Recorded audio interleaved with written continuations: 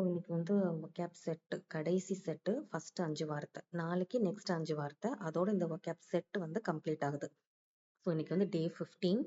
So first வார்த்தை symposium. நம்ம காலேஜ்ல எல்லாம் பண்ணுவோம்ல சிம்போசியம், எல்லாரும் சேர்ந்து ஒரு பேப்பர் ப்ரெசென்ட் பண்றது அந்த மாதிரி. ஸோ அது வந்து ஒரு கருத்தரங்கு. அதை பார்த்தாலே நமக்கு இப்போ தெரியும். என்ன சொல்லலாம், ஒரு எல்லாரும் சேர்ந்து இருக்கிறத, ஒரு கவுன்சில், ஒரு ஃபாரம், பேனல் மெம்பர்ஸ் எல்லாம் எங்க இருப்பாங்க? பேனல் மெம்பர்ஸ்லாம் இந்த மாதிரி ஒரு இடத்துல தான் இருப்பாங்க. ஸோ பேனல்னு சொல்லலாம். கலோக்கியம் அப்படிங்கிற வார்த்தை தான் புதுசு. அதே தான் ஒரு அகாடமிக் கான்ஃபரன்ஸை சொல்றதுதான் கலோக்கியம் அப்படிங்கிறது. ஸோ கவுன்சில், கலோக்கியம், ஃபாரம், பேனல் இதெல்லாம் வந்து சிம்போசியம் அப்படிங்கிறதுக்கு வேற வார்த்தைகள். இது easy. Second incompetent. So competent அப்படிங்கிறது ஒரு காம்படிஷன்ல போய் அவனால கம்பீட் பண்ண முடியுதா அப்படின்னு. அப்போ திறமை இருந்தாதான் வந்து போய் கம்பீட் பண்ணுவான். ஒரு காம்படிஷன்ல வந்து போட்டி போடுவான். திறமை இல்லைங்கிறப்போ இன்காம்பிட்டன்ட். எப்படி இன்எபிலிட்டி. இன்னுங்கிறதே அந்த நெகட்டிவ் ஒரு ரூட் வேர்டு அது இன். ஸோ இன்காம்பிட்டன்ட்ங்கிறது திறமை இல்லை, not having the necessary skills. அப்போ இதுக்கு என்னென்ன வார்த்தை சொல்லலாம்? இன்எப்ட், சப்ஸ்டாண்டர்ட், கிளம்சி. இப்போ எப்ட்ங்கிறது ஒரு ஸ்கில்டு ப்ரொஃபஷனல், எப்ட் இபிடி. இன்எப்ட் அப்படிங்கிறது ஸ்கில் இல்ல, ஒரு ஸ்டாண்டர்டா இருக்கிறது. ஸ்டாண்டர்ட்னா ஒரு ஹை லெவல் ஸ்டாண்டர்ட்ல இருக்காங்க. ஓகே. சப்ஸ்டாண்டர்டுங்கிறது நெகட்டிவ். சப்னு வந்துட்டாலே வந்து ஒரு படி கீழே போறது. ஸோ அந்த அளவுக்கு இல்லைன்னு சொல்றது சப்ஸ்டாண்டர்ட். கிளம்சினா நமக்கு தெரிஞ்ச கிளம்சி வந்து ஒரு மாதிரி குப்பையும் குலையுமா கிடக்கு, கிளம்சியா இருக்கு, ஒரு மாதிரி அரேஞ்ச்மெண்ட்டே இல்லை, அப்படி ஒரு கிளம்சி இருக்கு.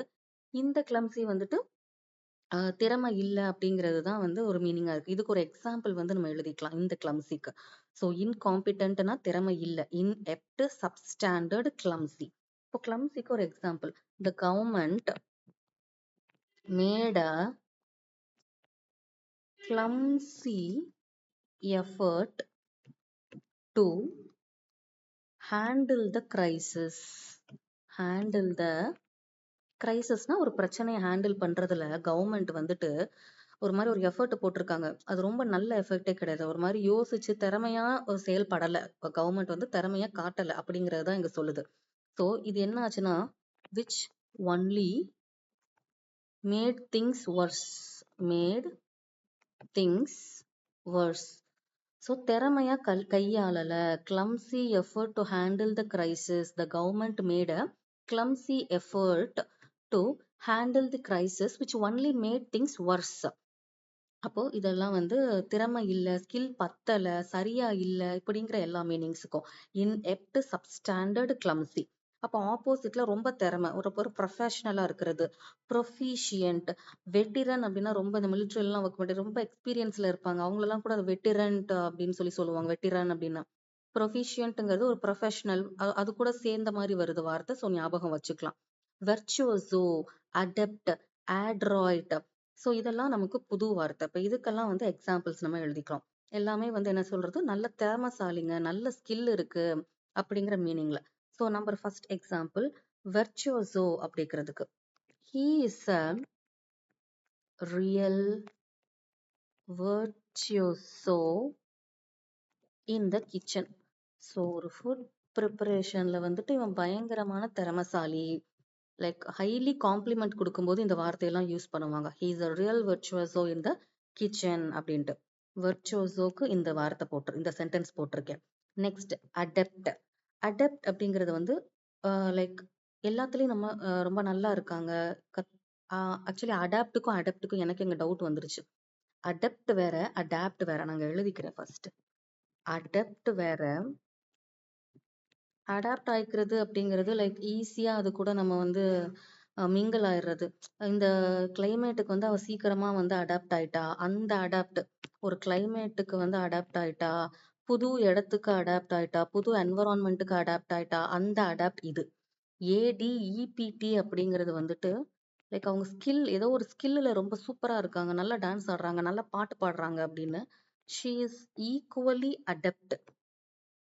ADEPT adept in pop and classical music. ரெண்டுமே அவ சூப்பரா பண்ணுவா. Equally adept. அப்ப நம்ம படிக்கும் போதே அடெப்ட் அப்படின்னா adept in pop and classical music. She is equally adept in pop and classical மியூசிக்னு சேர்த்து படிக்கணும் ஞாபகம் வச்சுக்கிறதுக்காக. ஸோ வெர்ச்சுவசோ, அடெப்ட், ஆட்ராய்ட். ஸோ ஆட்ராய்ட் அப்படிங்கிறதுமே வந்துட்டு ரொம்ப திறமை அப்படிங்கிற meaning. he was adroit at at tax avoidance. டாக்ஸை கம்மி பண்ணி பண்றதுல வந்து இவன் அளவுக்கு அறிவாளி இல்லப்பா. he was adroit at tax avoidance. ஏன்னா லீகலி எப்படிலாம் டாக்ஸை கம்மி பண்ணலாம் அப்படிங்கிறதுல வந்து அவன் திறமைசாலி. ஸோ ஆப்போசிட் ஆஃப் எதுக்கு இதெல்லாம் நம்ம படிக்கிறோம் அப்படின்னா, இன்காம்பிட்டன்ட் திறமை இல்லை அப்படிங்கிறதுக்கு ஆப்போசிட் திறமையான, வெற்றிரன், வெர்ச்சுவசோ, ப்ரொஃபிஷியன்ட், அடெப்ட், அட்ராய்ட். ஸோ இதெல்லாம் வந்து ஆப்போசிட் மீனிங்ஸா. மூணாவது வார்த்தை யுனானிமஸ். அந்த யுனானிமஸ் அப்படிங்கும் போதே நமக்கு வந்து யூனிட்டியா இருக்காங்க ஞாபகம் வரணும். யுனானிமஸ்னா யூனிட்டியா இருக்கிறது, ஒரு மனதா ஒரு முடிவு எடுக்கிறது. இட் இஸ் அ யுனானிமஸ் டெசிஷன்னா இது ஒரு மனதா நாங்க எடுத்த ஒரு முடிவு. யுனானிமஸ்னா யூனிட்டிங்கிறது ஞாபகம் வரணும், ஒரு மனதாக அப்படின்னு. அப்ப அங்கேயே வந்துருச்சு அக்ரியபிள். Friction less. இப்போ ஃப்ரிக்ஷன்னா இந்த டயர் ஃப்ரிக்ஷன் உராய்வு, ஃப்ரிக்ஷன் லெஸ்ஸுங்கிறப்ப அந்த உராய்வு இல்லை. அப்பனா உராய்வு இல்லாம ஸ்மூதா இருக்குன்னா ஒரு மனதா ஒத்துக்கிட்டாங்க ஒரு விஷயம். ஃப்ரிக்ஷன்லெஸ்ஸா இருக்குன்னா அங்க எந்த ஒரு சர்ச்சையும் இல்லை அப்படிங்கிறது. ஸோ ஃப்ரிக்ஷன்லெஸ்ங்கிற வார்த்தை. கன்கார்டன்ட், ஹார்மோனியஸ், இதெல்லாம் நம்ம ஆல்ரெடி படிச்சிருக்கோம். Concord, accord, corroborate. எதுக்கு படிச்சோம்னா வந்து ஜைபுங்கிற ஒரு வார்த்தைக்கு வந்து படிச்சோம். ரெண்டு மீனிங் இருக்கும். ஒன்னு வந்து மாக், கிண்டல் பண்றது, அந்த மாதிரி ஒண்ணு. இன்னொன்னு இந்த மாதிரி ஹார்மோனியஸ், இந்த மாதிரி மீனிங். கன்கார்ட் இதுக்கு முன்னாடி கிளாஸஸ்ல இருக்கும். சப்போஸ் இதை யாராவது பாக்குறீங்க அதெல்லாம் படிக்கலன்னா நெக்ஸ்ட் வந்துட்டு வீக்லி ரிவிஷன் மாதிரி இது வரைக்கும் ஸ்டார்டிங்ல இருந்து பண்ணதை வந்து நான் ரிவிஷன் பண்ணிட்டே இருப்பேன். அதுல கூட கண்டினியூ பண்ணிக்கலாம். ஸோ யுனானிமஸ்னா ஒரு மனதாக, அக்ரியபிள், ஃப்ரிக்ஷன்லெஸ், கன்கார்டன்ட், ஹார்மோனியஸ், நம்ம அங்க படிச்ச அக்கார்ட், காரோபரேட் எல்லாமே இங்க போட்டுக்கலாம். தென் ஆமிக்கபிள், அடிக்கடி பேப்பர்ல எடிட்டோரியல்ஸ்ல எல்லாம் கூட நிறைய இதை பார்க்கலாம். அமிக்கபிள் அப்படிங்கிறது கன்ஜீனியல், கான்க்ருவென்ட். ஸோ இந்த மூணுக்கும் வந்து நம்ம எக்ஸாம்பிள் பார்க்க போறோம். ஃபர்ஸ்ட் வந்து கான்க்ருவென்ட் அப்படிங்கிறது வந்துட்டு லைக் ஈக்குவலா இருக்கிறது. என்ன இதுக்கு ஈஸியா ஒரு எக்ஸாம்பிள் வந்துட்டு வந்து ஸ்கொயர். ஸ்கொயர் எல்லா சைடும் எப்படி இருக்கும்? ஈக்குவல் சைஸ்ல இருக்கும். ஸோ ஸ்கொயரை வந்து நம்ம வந்து கான்க்ருவென்ட் அப்படின்னு சொல்லலாம். Squares are congruent only if their sizes are equal. their sizes are equal. ஏன் இப்படி சொல்றாங்கன்னா இது ஒரு குட்டி ஸ்கொயர். எல்லா ஸ்கொயரையும் நம்ம வந்து கான்க்ருவென்ட்னு சொல்ல முடியாது. இது வேற இது வேற. So the small square is not congruent with big square. இதுவும் அதுவும் ஈக்குவல் கிடையாது. ஸோ ஸ்கொயர்ல வந்து எல்லா சைஸும் ஈக்குவலுங்கும் போது we can say that it's a congruent. இப்போ ஒரு சேர அதை சொல்லலாம் நம்ம ஒரு மனதா ஒத்துக்கிறதுங்கிற மாதிரி. It's always equal. அப்போ வந்து கான்க்ருவென்ட் அப்படிங்கிறது. ஸோ அது ஈஸியா இருக்கும். அதனால முதல்ல நம்ம கான்க்ருவென்ட்னாலே நமக்கு என்ன ஞாபகம் வரணும்னா ஸ்கொயர். ஸ்கொயர் ஏன் ஞாபகம் வச்சுக்கிறோம்? All sides are equal. அதுல வேற யாரும் எதுவுமே வந்து ஒரு கருத்து சொல்ல முடியாது, கான்ட்ராடிக்டரி வராது. ஸோ கான்க்ருவென்ட் அப்படின்னா ஸ்கொயருங்கிறத ஞாபகம் வச்சுக்கலாம். நெக்ஸ்ட் ஆமிக்கபிள், அதுக்கு வந்து ஒரு எக்ஸாம்பிள் எழுதிக்கலாம். ஸோ அமிக்கபிள்க்கு வந்துட்டு என்ன எழுதலாம்? ஆஃப்டர் மச் டிபேட் பண்றோம் ஏதோ ஒரு விஷயத்துக்காக. After much debate they came to and amicable solution இல்ல கன்க்ளூஷன். ரொம்ப நேரம் டிபேட் பண்ணிட்டே இருந்து கடைசி ஒரு மனசா ஒரு முடிவுக்கு வந்துட்டாங்க. அப்போ ஆமிக்கபிள்னாலே ஆமிக்கபிள் கன்க்ளூஷன் அப்படின்னு சொல்லி நம்ம படிச்சுக்கலாம். ஆமிக்கபிள்னா ஆமிக்கபிள் கன்க்ளூஷன். ஒரு மனதான கேம் டு அன் ஆமிக்கபிள், அப்படி சேர்த்து படிச்சாதான் கரெக்டா இருக்கும். Came to an amicable conclusion. So ஆமிக்கபிள்னாலே came to an amicable conclusion, அதாவது ஒரு மனசா ஒரு முடிவுக்கு வந்துட்டாங்க, ஓன டிசைட் பண்ணியாச்சு, ஆமிக்கபிள். நெக்ஸ்ட் கான்ஜீனியல். கான்ஜீனியல்ங்கிறது கிட்டத்தட்ட வந்து உகந்தங்கிற மீனிங் வரும். லைக் எனக்கு இது செட் ஆகும். ஒரு மனசுனா எப்படி? நமக்கு பிடிக்காத ஒன்ன சரின்னு சொல்ல மாட்டோம். இப்ப நமக்கு ஏத்ததா அது இருக்கும். அந்த ஏத்தங்கிறது தான் உகந்த அப்படிங்கிற ஒரு meaning.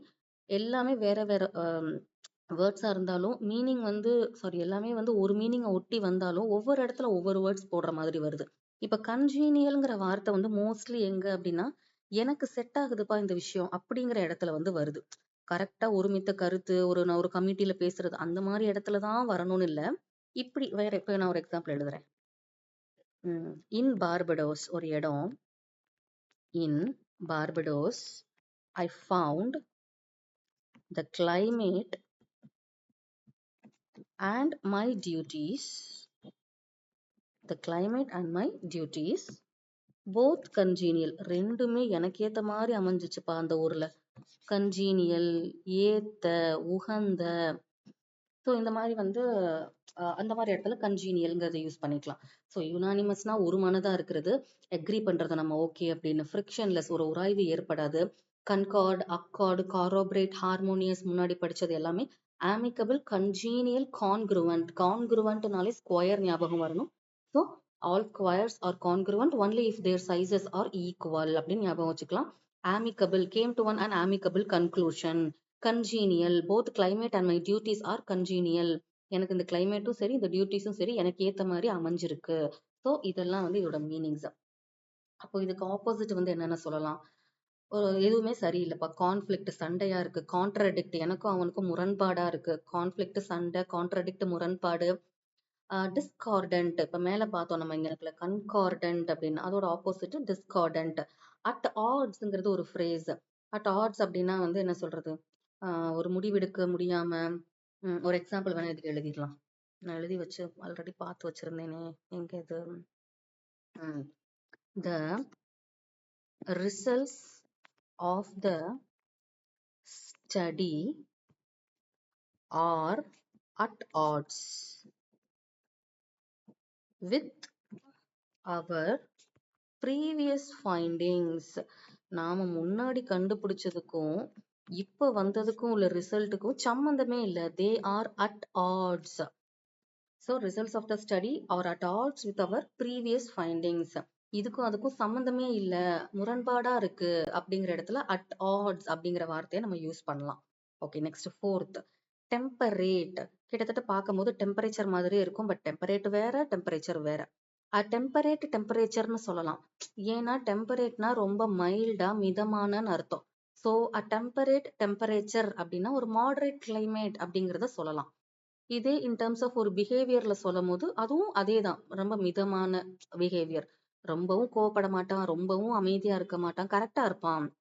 So controlled, disciplined, abstemious. abstemiousக்கு ஒரு எக்ஸாம்பிள் எழுதிக்கலாம். she is known as an abstemious eater and drinker. அளவா சாப்பிடுவா, அளவா குடிப்பா, லைக் சோஷியல் ட்ரிங்கர் அந்த மாதிரி, அப்பப்ப அந்த மாதிரி. ஸோ கண்ட்ரோல்டா இருக்கிறது, டிசிப்ளின்டா இருக்கு, ஆப்ஸ்டீமியஸ். ஆப்ஸ்டீமியஸ்னு வரும்போது ஆப்ஸ்டீமியஸ் ஈட்டர் அண்ட் ட்ரிங்கர் ஞாபகம் வச்சுக்கணும். இப்போ மேலே பார்த்தோம் அமிக்கபிள் அப்படின்னா game to an amicable solution. படிக்கும் போதே நம்ம அப்படி படிக்கணும். அதுக்கு முன்னாடி நம்ம என்ன பார்த்தோம், ஆட்ராய்டுன்னு பார்த்தோம். ஆட்ராய்ட்னா ஹி வாஸ் ஆட்ராய்டு அட் டாக்ஸ் அவாய்டன்ஸ்ன்னு பார்த்தோம். அப்புறம் வேற என்ன பார்த்தோம், அடாப்ட் பார்த்தோம். அடாப்ட்னா லைக் அவ ஒரு விஷயத்துல ரொம்ப நல்லா இருக்கா, equally adapt in both pop and classical music. இந்த மாதிரி நம்ம சென்டென்ஸோட புது வார்த்தைகளை ஞாபகம் வச்சுக்கணும். So she is known as an abstemious eater and drinker. அவ்வளவுதான், இது முடிஞ்சிருச்சு. அப்போ இது வந்து மிதமான அப்படின்னா ஆப்போசிட்ல வந்து ரொம்ப ஜாஸ்தியா இருக்கிறது. ஸோ எக்ஸ்ட்ரீம், சிவியர், இதெல்லாம் ஆன்டனிம்ஸ். இன்னையோட கடைசி வார்த்தை இடியோசென்க்ரசி, அதாவது தனித்துவம். நான் எப்படி ஞாபகம் வச்சுக்கிட்டேன்னா, இடியட்னு ஒருத்தனை சொல்றோம், ஏன்னா முட்டாள்தனமா ஒரு வேலையை செய்யற, நார்மலா இல்லாம வேற மாதிரி செய்யும் போது தான் லூஸ் தனமா இருக்குன்னு சொல்லுவோம்ல. ஸோ இடியோசென்க்ரசினாலே நான் நெகட்டிவ் சென்ஸ்ல சொல்றேன். பாசிட்டிவ் சென்ஸ்ல பார்த்தா ரொம்ப ஸ்பெஷலா ஒரு மாதிரி இல்லாம ரொம்ப டிபிக்கலா, யூனிக்கா, பெக்யூலியரா இருக்கு. இந்த வார்த்தை எல்லாமே இங்க வரும். Unique, speciality, peculiar. இதுல வந்து புதுசா நம்ம அடிக்கடி யூஸ் பண்ணாத வார்த்தை trite and attribute. Trite and attribute. Negative சென்ஸ்ல இந்த வார்த்தையை சொல்லணும் அப்படின்னா ரொம்ப ஸ்ட்ரேஞ்சா இருக்கு, ஆடு. அது மட்டும் ஆடு ஒன் அவுட் கண்டுபிடிங்க, வித்தியாசம் தனியா அது மட்டும் தெரியறது ஆடு. குவேர்னஸ், பிசார்னஸ், இதுக்கெல்லாம் சில எக்ஸாம்பிள்ஸ் பார்த்துட்டா ஞாபகம் வந்துடும். ஸோ ட்ரேட், ஆட்ரிபியூட், இதுக்கு வந்து ஒரு எக்ஸாம்பிள். ட்ரேட் அப்படிங்கிறது வந்து his most important trade was his humour. அவன் கேரக்டர்ல எது ரொம்ப ஸ்பெஷல்னு பார்த்தா அவன் ரொம்ப காமெடியா பேசுவான் அப்படிங்கிறத ஒரு எக்ஸாம்பிளா எடுத்துக்கலாம். His most important trade was his, அவனோட காமெடி சென்ஸ் தான் ஹியூமர். ட்ரேட் அப்படிங்கிறதுக்கு. ஆட்ரிபியூட் அப்படிங்கிறது வந்து ஒரு குவாலிட்டியை சொல்றது தான் வந்து ஆட்ரிபியூட், ஒரு ஸ்பெஷலான குவாலிட்டி. இப்போ யூனிக்குங்கிற வார்த்தைக்கும் ஆட்ரிபியூட்டுங்கிற வார்த்தைக்கும் கூட ஒரு வித்தியாசம் இருக்கு. யூனிக் அப்படிங்கிறது இதுதான், வேற எதுவுமே இல்லை அப்படின்னு, இதுதான் இருக்கிற அந்த குவாலிட்டிங்கிறது ஆட்ரிபியூட். இப்போ ஒரு எக்ஸாம்பிள் வேணா நான் அதுக்கு எழுதுறேன். The 6-digit serial number is a unique attribute. ஒரு யூனிக்கான speciality, unique attribute of this specific machine. இந்த பர்டிகுலர் மெஷினோட யூனிக்கான ஒரு குவாலிட்டி இந்த 6 டிஜிட் நம்பர். ஸோ யூனிக் வேற, attribute வேற, கிட்டத்தட்ட ஒரு மாதிரி குவாலிட்டிஸை ரொம்ப ஸ்பெஷலா இருக்கிறத மீன் பண்றதுனால அந்த வார்த்தைகள் வருது. ஸோ இது வந்து ஒரு செகண்ட் எக்ஸாம்பிள். தேர்ட் ஒன்று நம்ம சொல்லணும்னு நினைச்சேன். எதுக்குன்னா குவேர்னஸ்னா ரொம்ப ஸ்ட்ரேஞ்சா வித்தியாசமா இருக்கிறது. Example 3. The queerness of the old building gave me a kind of fright. ஃப்ரைட்னா ஃப்ரைட்டன்ட், பயந்துட்டேன், அந்த மாதிரி ஃப்ரைட்டன்ட் பயந்துடுறது. ஸோ குவேர்னஸ்ங்கிறது ரொம்ப ஸ்ட்ரேஞ்சா வித்தியாசமா இருக்கிறது. அந்த ஓல்டு பில்டிங் பார்க்கவே ரொம்ப ஒரு மாதிரி வித்தியாசமா இருக்கு. அது பார்த்ததுமே எனக்கு வந்து ஒரு பயத்தை கொடுத்துச்சு, ஒரு விதமான ஒரு பயம், கைண்ட் ஆஃப் ஃப்ரைட்டா. ஸோ இந்த குவேர்னஸ் அப்படிங்கிறது ரொம்ப வித்தியாசமா, லைக் நெகட்டிவ் சென்ஸ்ல சொல்லும் போது பார்க்கவே வந்து ரொம்ப பாலடைஞ்ச பங்களா மாதிரி இருக்குது, ஓல்ட் ஹவுஸ், அந்த மாதிரி மீனிங். பிசர்னஸ் அப்படிங்கிறதும் அப்படிதான். அதுக்கு கூட ஒரு எக்ஸாம்பிள் எழுதிடலாமா? எக்ஸாம்பிள் 4 என்ன சொல்றது? பிசர்னஸ்க்கு நான் எதுவும் பார்க்கலையே. இந்த கதையோட முடிவு வந்து ரொம்ப, the story had a most bizarre ending. ரொம்ப வித்தியாசமான ஒரு முடிவு, பிசைர் எண்டிங். ஆமா கரெக்ட், ஓகே, பிசைர் எண்டிங் அப்படி சொல்லலாம். ஏன்னா இந்த கதை ரொம்ப வித்தியாசமா முடிஞ்சிச்சு, நம்ம எதிர்பார்க்காத மாதிரி இருந்துச்சு, ரொம்ப ஸ்ட்ரேஞ்சா வித்தியாசம் இது எல்லாமே. So the movie had a most bizarre ending அப்படின்னு சொல்லலாம். இடியோசின்க்ரசி, அதாவது இடியட், ஏன்னா வித்தியாசமா செய்யறாங்க, லைக் ஸ்பெஷலா ஒன்று பண்றாங்க, வேற மாதிரி நார்மலான பிஹேவியர் இல்லை. அது ரெண்டு சென்ஸ்ல சொல்லலாம். பாசிட்டிவ்ல சொல்லும் போது யூனிக், ஸ்பெஷாலிட்டி அப்படின்னு சொல்லலாம். கொஞ்சம் நெகட்டிவ்னா ஸ்ட்ரேஞ்ச், ஆட், குவேர்னஸ், பிசைர்னஸ் இப்படின்னு சொல்லலாம். ஸோ ஃபர்ஸ்ட் 5 வேர்ட்ஸ் இன்னைக்கு முடிஞ்சிருச்சு. நாளைக்கு நெக்ஸ்ட் 5 ஓட இந்த செட்டு கம்ப்ளீட் ஆயிடும். Okay, thank you.